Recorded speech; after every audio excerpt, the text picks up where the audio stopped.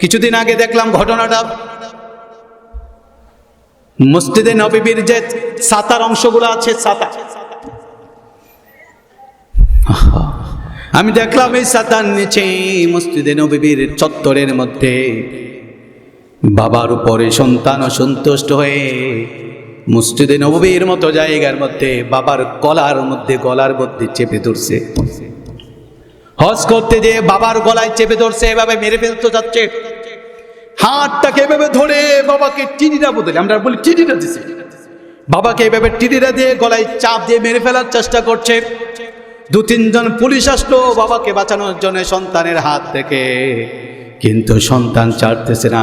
আর বৃদ্ধ বাবা, দাড়ি পাকা এই বাবা, চুল পেকে গেছে, মুরব্বী, এত বয়সও না, এত কম বয়সও না, অনেক বড়, অনেক বেশি বয়স্ক, দাড়ি পেকে গেছে, চুল পেকে গেছে। এই মুরব্বী বাবার শরীরে হাত দিয়েছে কুসন্তান। হজ করতে যায় মসজিদে নববীতে কেমন সন্তান জন্ম হয়েছে চিন্তা করেন। এই তো ইদানিংয়ের ঘটনা।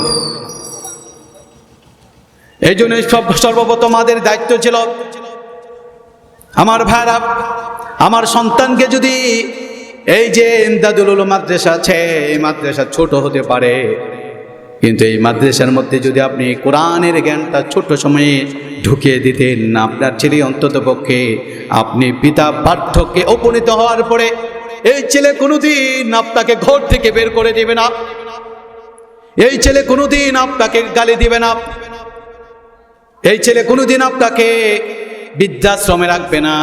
পৃথিবীর ইতিহাসে কোনো আলেমের বাবা মা বৃদ্ধাশ্রমে গিয়েছে এরকম কোনো রেকর্ড কেউ দেখাইতে পারে না। আমার ভাইরা, মা বাবা সন্তানের কাছে আমার, কিন্তু এই মা বাবা আজকে সমাজের মধ্যে অবহেলিত। এই মা বাবাদেরকে আজকে সমাজের মধ্যে দাম দেয় না। আজকে বউয়ের কথায় জামায় উঠে বসে, বউয়ের কথায় জামায় উঠে বসে তোমার মা কষ্ট থেকে তোমার এই লাইফ বৃথা, তোমার এই জীবন বৃথা।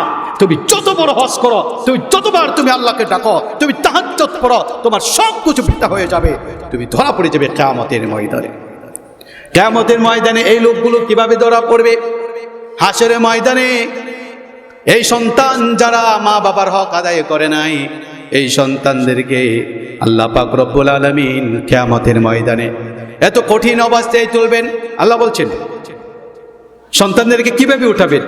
وَنَحْشُرُهُمْ يَوْمَ الْقِيَامَةِ عَلَى وُجُوهِهِمْ عُمْيًا وَبُكْمًا وَصُمًّا مَأْوَاهُمْ جَهَنَّمُ كُلَّمَا خَبَتْ زِدْنَاهُمْ سَعِيرًا। আল্লাহ পাক রব্বুল আলামিন বলেছেন, আমি আল্লাহ তাআলা এই পাপিষ্ঠদেরকে আসলে ময়দানে উঠাবো। তবে এই চোখ ছিল দুনিয়াতে, কিন্তু আসলে ময়দানে চোখ থাকবে না।